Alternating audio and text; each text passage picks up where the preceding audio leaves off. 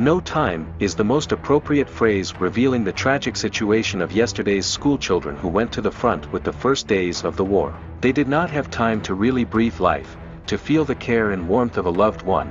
They did not know the joy of their children's first steps and could not even watch their development. The war ruthlessly obliterated all such bright and meaningful hopes, which were the only hope the young boys had. Instead of a bright future, a rich life, self-improvement, and a search for themselves in the world, all that awaited them was the death of their comrades, the cries of the seriously wounded, and the desperate and helpless cries of the civilians who had suffered atrocities of Hitler's army. June 22 was especially significant for Ruff Gelman, one of those graduates who were prevented by the war from realizing all their youthful dreams. Already at the front, he wrote to his schoolmate Nina that only the warmest and most pleasant memories can warm the soul in the damp and cramped trench. Only happy school days, cheerful and playful faces at graduation, endless dancing and talking at night, the unforgettable taste of lemonade could be the small consolation that a young soldier could afford in the terrible and unjust conditions of war. One graduate, Sarah Gomolskaya, later recalled,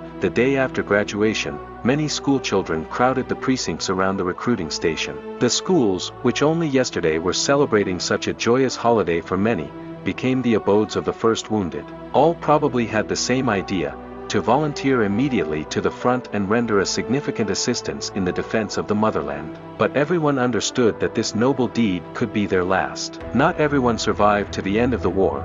By 1945 only 2 to 3 people out of full classes could remain alive. After the long-awaited victory for the Soviet people, June 21 and 22 became a time of remembrance for the once fervent boys who bravely went to the front, but were not able to taste the long-awaited great victory. Let the memory of war heroes live forever in each of us. After all, they, without sparing themselves, died for our peaceful future. Friends, how have we managed to live up to this in the present time? A time when your children, husbands, and grandchildren will be taken away and sent to the slaughterhouse for someone else's interests.